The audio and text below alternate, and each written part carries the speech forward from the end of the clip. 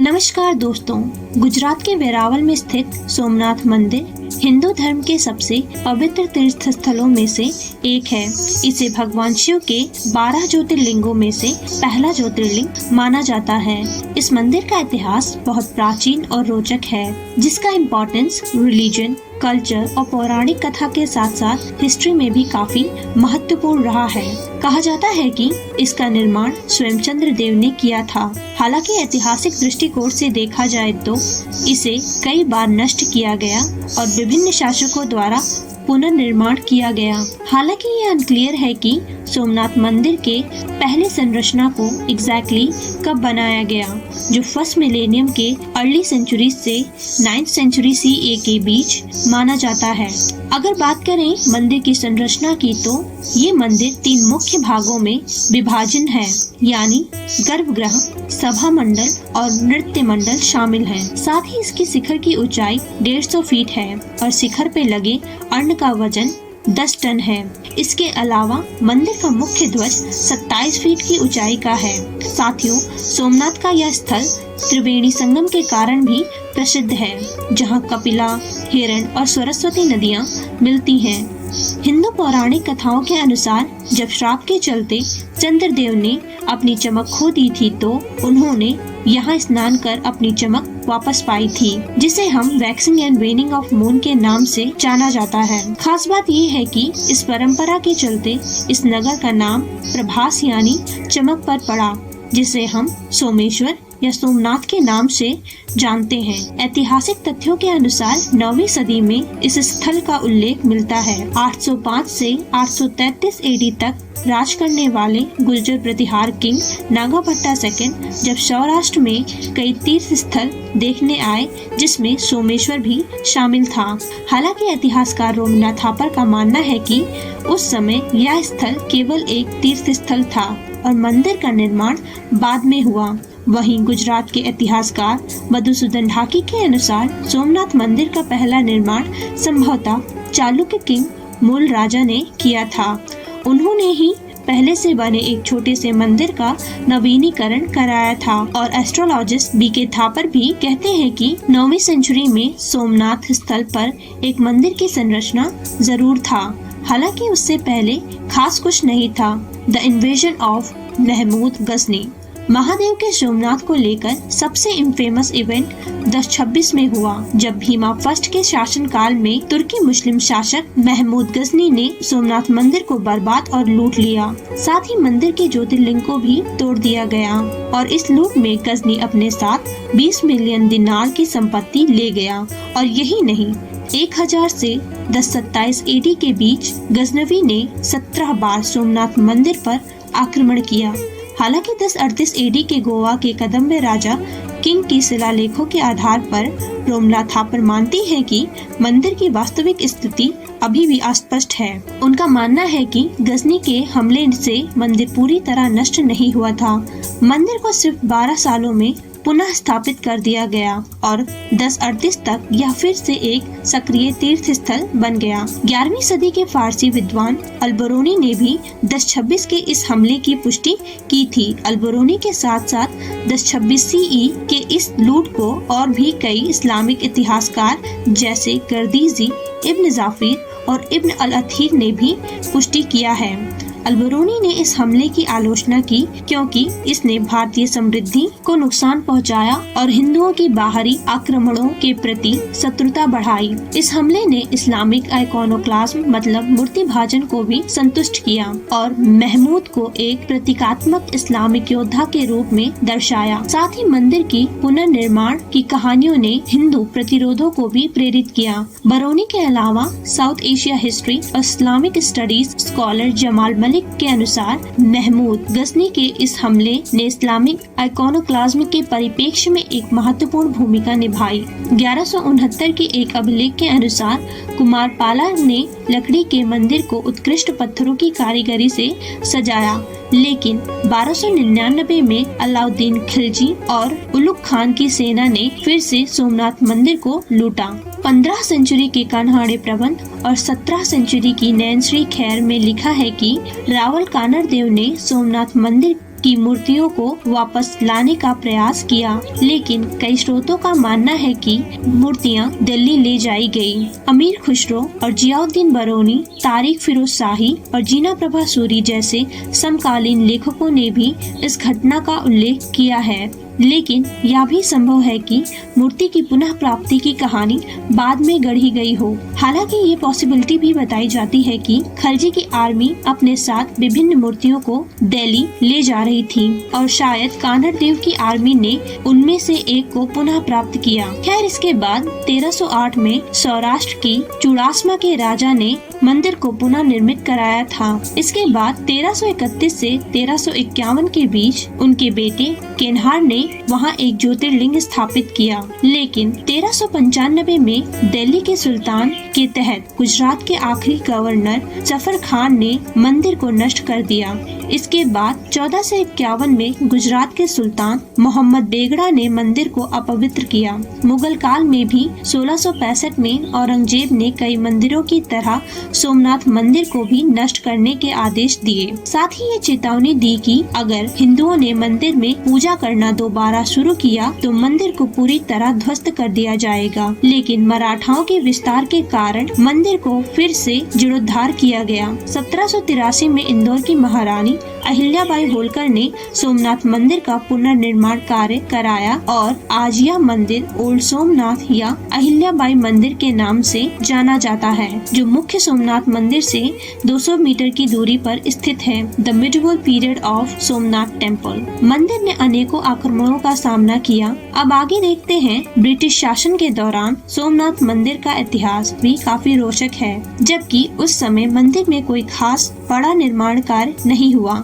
लेकिन 19वीं सदी में कुछ महत्वपूर्ण घटनाएं हुई। ब्रिटिश शासन के दौरान 1842 में ब्रिटिश सरकार ने सोमनाथ मंदिर के पुनर्निर्माण की अनुमति दी थी। उस समय ब्रिटिश सरकार ने मंदिर के पुनर्निर्माण के लिए प्रोक्लेमेशन ऑफ गेट नामक एक विशेष कार्यक्रम आयोजित किया। यह कार्यक्रम मंदिर के महत्व को पुनः स्थापित करने और हिंदू श्रद्धालुओं के लिए इसे एक धार्मिक स्थल के रूप में सम्मानित करने के लिए था।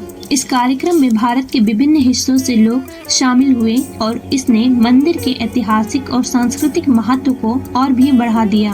ब्रिटिश शासन के दौरान सोमनाथ मंदिर ने अपनी धार्मिक और सांस्कृतिक महत्व को पुनः प्राप्त किया और यह एक महत्वपूर्ण स्थल बन गया।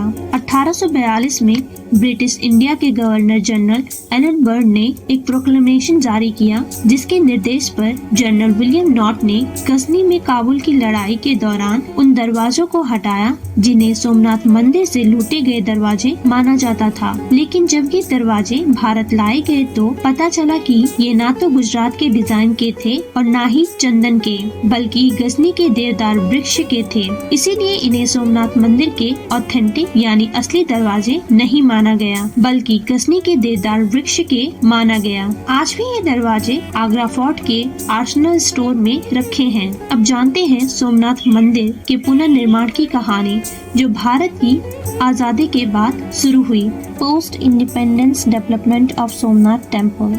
इंडिपेंडेंस से पहले जलौर जूनागढ़ स्टेट का हिस्सा था, जिसके नवाब ने 1947 में पाकिस्तान में शामिल होने का फैसला किया, लेकिन भारत ने इस निर्णय को चुनौती दी और एक रेफरेंडम यानी जनमत संग्रह आयोजित किया, जिसमें जनता ने भारत में शामिल होने का समर्थन किया। इसके बाद 12 नवंबर 1947 को भारत के deputy prime minister Sardar Vallabh भाई पटेल जूनागढ़ गए, जहां उन्होंने राज्य में स्थिरता बहाल करने के लिए सेना को निर्देश दिए। इसी दौरे के दौरान उन्होंने एक बार फिर से सोमनाथ मंदिर के पुनर्निर्माण का आदेश दिया, जो भारत की सांस्कृतिक विरासत को पुनर्जीवित करने की दिशा में एक बड़ा कदम था। जब सरदार पटेल के मुंशी और कांग्रेस के अन्य नेता सोमनाथ मंदिर के पुनर्निर्माण का प्रस्ताव लेकर महात्मा गांधी के पास पहुंचे, तो उन्होंने इस पहल का समर्थन किया। गांधी जी का मानना था कि मंदिर के पुनर्निर्माण के लिए जनता से धन एकत्रित किया जाना चाहिए, न कि इसे सरकारी कोष से वित्त पोषित किया जाए। उनके लिए यह प्रोजेक्ट भारतीय संस्कृति और जनता की आस्था से जुड़ा एक गर्व का क्षण था। लेकिन दुर्भाग्यवश मंदिर के पुनः निर्माण से पहले ही गांधी जी और सरदार पटेल का निधन हो गया। इसके बाद के.एम. मुंशी ने इस अभियान को आगे बढ़ाया और मंदिर के पुनः निर्माण को साकार किया। अक्टूबर 1950 के बीच सोमनाथ मंदिर के अवशेषों को पूरी तरह से हटा दिया गया और पुनः निर्माण कार्य शुरू किया गया। इस दौरान मंदिर के स्थल पर मौजूद एक अस्थायी मस्जिद को निर्माण वाहनों की सहायता से कुछ किलोमीटर दूर स्थानांतरित कर दिया गया। अतः 11 मई 1951 को के.एम. मुंशी के निमंत्रण पर रिपब्लिक पार्टी और इंडिया के पहले राष्ट्रपति डॉक्टर राजेंद्र प्रसाद ने मंदिर की पुनः स्थापना के लिए प्राण प्रतिष्ठा समारोह किया। यह क्षण भारतीय इतिहास में आस्था और संस्कृति के पुनर्जागरण का प्रतीक बना। दोस्तों, सोमनाथ मंदिर की ऐतिहासिक और पुरातात्विक महत्व को समझने के लिए इस क्षेत्र और तट रेखा पर कई बार पुरातात्विक उत्खनन किए गए। अब जानते हैं इस मंदिर से जुड़ी archaeological history. The archaeological history of Somnath temple. Independence से पहले और बाद में 1950 से 1951 के दौरान एक बड़ा उत्खनन अभियान चलाया गया, जिसे आर्कियोलॉजिकल सर्वे ऑफ इंडिया के प्रसिद्ध निर्देशक बी.के. थापर ने लीड किया। इस अध्ययन में 10वीं शताब्दी या उससे भी पहले के एक विशाल मंदिर के अवशेषों की खोज की और ठोस पुरातात्विक साक्ष्य प्रस्तुत किए।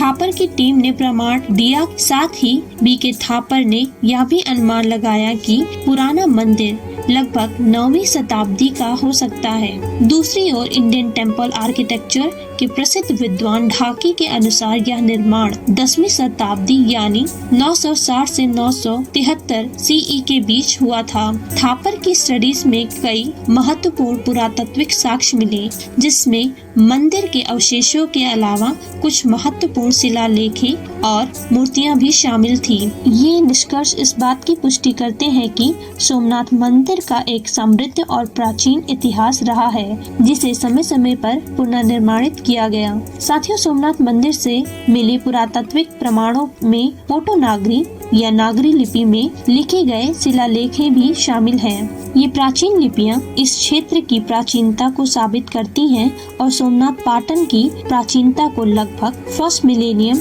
BCE तक प्रमाणित करती हैं। 1970 के दशक में M.K. धवालिकर और Z.D. अंसारी के नेतृत्व में सोमनाथ और उसके आसपास खुदाई की गई। इस उत्खनन में कई स्थानों पर गहरी खुदाई की गई, जिससे वहां 5 अलग अलग ह्यूमन सेटलमेंट पीरियड के प्रमाण मिले। बाद में 1992 में M.K. धवालिकर और प्रसिद्ध इंडस वैली आर्कियोलॉजिस्ट कैगरी पॉशल ने प्रभास पाटन क्षेत्र में अपनी पुरातात्विक खोजों का विश्लेषण प्रस्तुत किया।